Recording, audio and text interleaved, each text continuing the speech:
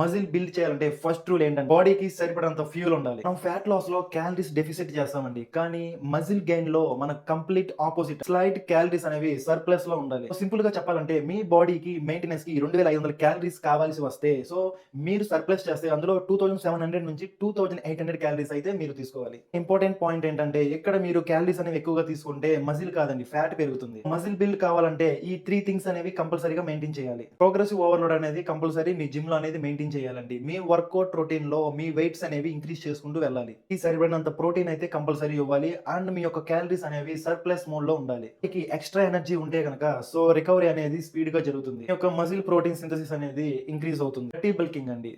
Junk foods అనేవి ఎక్కువ తినడం అనేది షార్ట్ టర్మ్ గా మీ వెయిట్ అనేది గెయిన్ అవడం జరుగుతుంది. కానీ లాంగ్ టర్మ్ లో ఫ్యాట్ గెయిన్ అనేది ఎక్కువగా అవుతుంది. ఆల్వేస్ ఎప్పుడు కూడా మీ లీన్ బల్క్ అనేది మెయింటైన్ చేస్తే మీ బాడీ అనేది పర్ఫెక్ట్ గా ఉంటుంది. మన కంటెంట్ అనేది ఇన్ఫర్మేటివ్ గా మోటివేటివ్ గా ఉంటే కనుక ఇప్పుడే మన ఫిట్ రిహాబ్ ఛానల్ ని సబ్స్క్రైబ్ చేసుకోండి. Thank you.